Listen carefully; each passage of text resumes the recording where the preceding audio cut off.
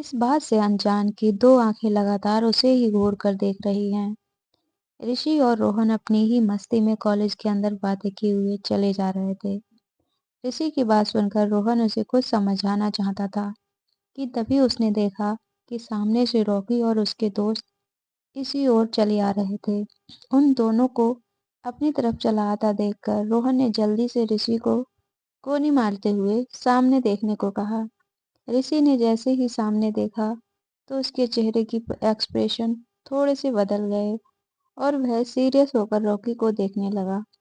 वह दोनों लगातार रॉकी और उसके दोस्तों को देख रहे थे। तभी रॉकी उनके पास आया और उन दोनों को ऊपर से नीचे तक घूरते हुए देखकर चेहरे पर एक सरकास्टिक स्माइल लेते हुए अपने मुंह में जो चिंगम थी उसे एक तरफ थूकते हुए ऋषि और रोहन को देखकर बोला, तुम दोनों फटीचरों ने पूरे कॉलेज का स्टैंडर्ड खराब करके रखा है। पता नहीं कैसे दोनों इतनी बड़ी यूनिवर्सिटी में आ गए। तुम दोनों की जगह तो रोड पर उन भिखारियों के बीच है जहां से तुम दोनों भिखारी उठ कर आए हो, वरना तुम्हारी किस्मत में नहीं है। तुम दोनों की किस्मत सिर्फ भीख मांगना है और जल्दी ही मैं दोनों को वहां पहुंचा कर रहूंगा। इतना कहकर रॉकी और उसके दोस्त जोर जोर से हंसने लगे। वहीं सामने खड़े ऋषि को उनकी बातें सुनकर कोई फर्क नहीं पड़ रहा था। वह चुपचाप चेहरे पर एक हल्की सरकास्टिक स्माइल लिए रॉकी और उसके दोस्तों को देख रहा था, जैसे उसके मन में इस वक्त बहुत कुछ चल रहा हो और वो बस सही वक्त आने का इंतजार कर रहा हो। हालांकि रोहन को इस बात पर बहुत गुस्सा आ रहा था। उसने गुस्से से रॉकी को उंगली दिखाते हुए कहा, रॉकी, अपनी हद में रह। तू होता कौन है हमें ये सब बोलने वाला? हम दोनों यहाँ अपनी मेहनत से आए हैं, तुम्हारी तरह तेरे बाप के पैसे से नहीं।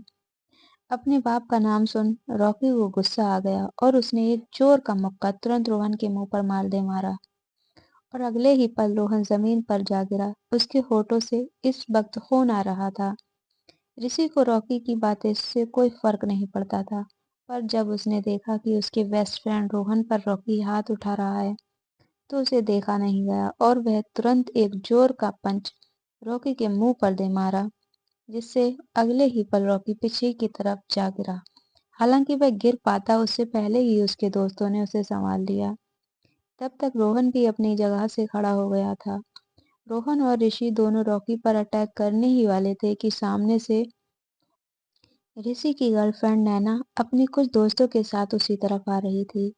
नैना इस कॉलेज की सबसे पॉपुलर लड़की थी और इसका कारण था उसकी खूबसूरती, जिस वजह से कॉलेज का हर लड़का उसे अपनी गर्लफ्रेंड बनाना चाहता था। हालांकि नैना जल्दी किसी लड़के को भाव नहीं देती थी।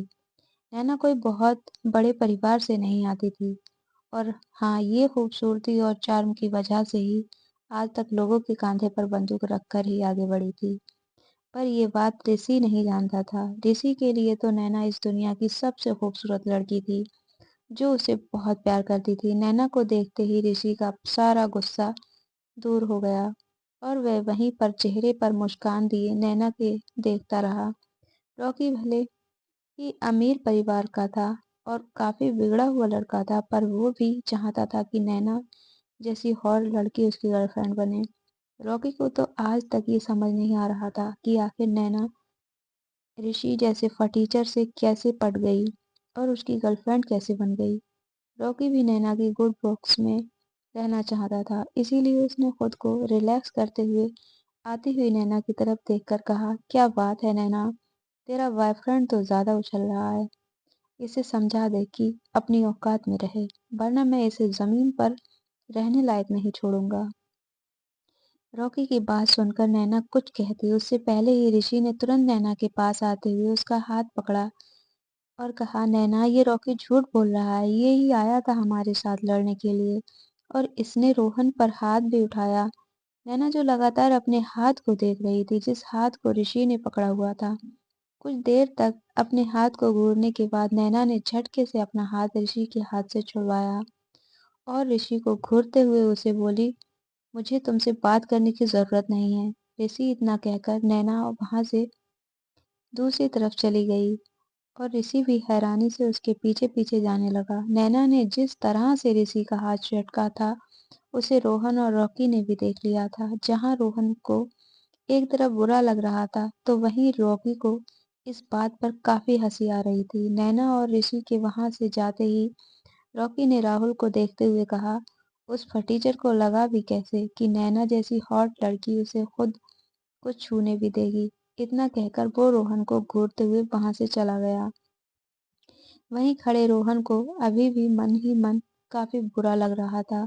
उसे लग रहा था कि कहीं नैना ऋषि को कुछ उल्टा सीधा ना बोल दे और उसके दोस्त ऋषि का दिल ना दुख जाए, क्योंकि वह जानता था कि ऋषि नैना से सच्चा प्यार करता है। वहीं ऋषि जो परेशान था, नैना के पीछे पीछे जा रहा था, वह एकदम से नैना के रुकने पर रुक गया और तभी नैना ने पीछे मुड़कर ऋषि से बोला, आखिर क्या कर रहे हो ऋषि? ऋषि को कुछ समझ नहीं आया और वो हैरानी से सवालिया नजरों से नैना को घूरने लगा। तभी नैना ने घूर कर ऋषि को देखते हुए कहा, पहले तो तुम सिर्फ फटीचर थे, अब तुम गुंडे भी बन गए हो और कितना नाम खराब करोगे मेरा। नैना की ऐसी बातें सुनकर ऋषि थोड़ा शर्मिंदा होते हुए बोला, तुम गलत समझ रही हो नैना। मैंने ऐसा कुछ नहीं किया है, मैं सच कह रहा हूँ। तुम चाहो तो रोहन से पूछ लो। मैं और रोहन तो आराम से बातें करते हुए जा रहे थे, पर वो रॉकी जानबूझकर हमसे उछलने आया था। ऋषि बेचारा आगे कुछ कह पाता कि तभी नैना ने उसे हाथ दिखाकर रोकते हुए गुस्से में कहा, क्या तुम जानते हो, मुझे तुम जैसे फटीचर से दोस्ती करनी ही नहीं चाहिए थी। बेचारा समझकर तुमसे जरा सी दोस्ती क्या कर ली, तुम तो सर पर बैठ गए हो मेरे। और ये क्या था, वहां तुम्हारी हिम्मत कैसे हो गई सबके सामने मेरा हाथ पकड़ने की? तुम जैसे भिखारी अगर मेरा हाथ पकड़ोगे तो मेरी क्या इज्जत रह जाएगी कॉलेज में? बोलो। नैना की ऐसी बातें सुनकर तो ऋषि का दिल ही बैठ गया था। उसे समझ नहीं आ रहा था कि उसने ऐसा क्या कर दिया जो नैना उससे इतना ज्यादा बुरा व्यवहार कर रही है। ऋषि को कुछ समझ नहीं आया और उसने फिर से थोड़ा प्यार से नैना से कहा, नैना क्या हुआ है, तुम इस तरह से गुस्सा क्यों कर रही हो? और तुम तो ये सब बातें कैसे बोल रही हो मेरे बारे में? देखो, मैं जानता हूँ कि तुम गुस्सा हो, पर प्लीज मुझ पर विश्वास करो, मैंने रॉकी से लड़ाई नहीं की। तुम तो मुझसे प्यार करती हो ना? तुम्हें पता होगा मैं ऐसा बिल्कुल भी नहीं हूँ। प्यार वाली बात सुनकर नैना ने sarcastic तरीके से हंसते हुए एक नजर ऊपर से नीचे तक ऋषि को देखा और फिर अपनी आंखों को रोल करते हुए बोली, यू नो वॉट, तुम्हें म्यूजियम में रखना चाहिए था। इतनी देर से तुम्हारी इंसल्ट कर रही हूँ, अभी भी तुम ये प्यार का भोंपू मेरे सिर पर बजा रहे हो। अगर तुम्हारी जगह कोई और होता तो कब का ये कॉलेज छोड़कर भाग जाता, पर तुम तो बेशर्म की तरह मेरे सर पर खड़े हो। आज के बाद मुझे तुमसे कोई मतलब नहीं रखना, और अगर तुमने मेरे साथ दोबारा बात करने की भी कोशिश की या कोई रिश्ता बनाने की कोशिश की, तो मैं पूरे कॉलेज की तरह मैं भी सबके सामने तुम्हें जलील करूंगी। तुम मेरी जितना काम आ जा सकते थे आ गए।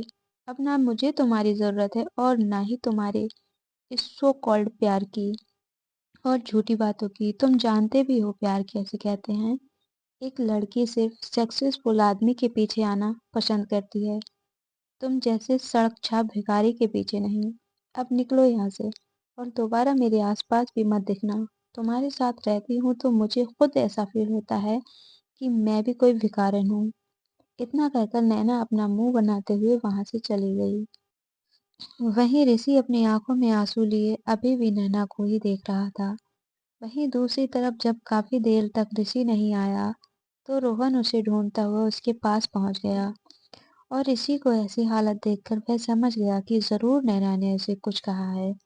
रोहन तुरंत ऋषि को अपने गले से लगा लिया और उसकी पीठ सहलाते हुए बोला, ऋषि क्या हुआ है? क्या बोली नैना तुझे? तू ठीक तो है ना? तू इस तरह रो क्यों रहा है? रोहन का स्पर्श पाते ही ऋषि उसे गले से लगाकर जोर जोर से रोने लगा और कुछ देर तक अपना दिल हल्का करने के बाद उसने अभी तक जो कुछ भी हुआ था वो सब रोहन को बता दिया। जैसे जैसे रोहन सुन रहा था वैसे वैसे गुस्से से उसकी हाथ की मुट्ठी बंद होती जा रही थी। उसे इस बात का गुस्सा आ रहा था कि नैना जैसी लड़की उसके दोस्त को सड़क छाप बोलकर चली गई थी।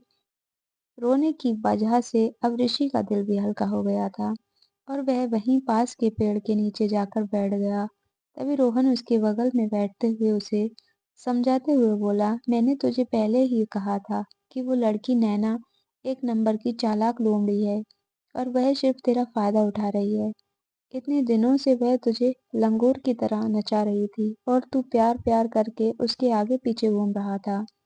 अच्छा हुआ वक्त रहते ही तेरी जिंदगी से निकल गई, वरना पता नहीं तुझे और कितना बर्बाद करती। रोहन की ऐसी बातें सुनकर ऋषि ने गुस्से से कहा, सारी लड़कियां एक जैसी ही होती हैं। आज के बाद मैं कभी भी किसी से बात नहीं करूंगा। तू सही कह रहा है, जिसे मेरा जितना फायदा उठाना था उठा लिया, पर अब मैं इन लोगों को अब बताऊंगा कि मैं कौन हूँ और क्या कर सकता हूँ। ऋषि की ऐसी सीरियस बातें सुनकर एक बार के लिए तो रोहन भी चौंक गया, पर फिर उसने मन ही मन सोचा कि शायद ब्रेकअप की वजह से ऋषि इस तरह की बातें कर रहा है।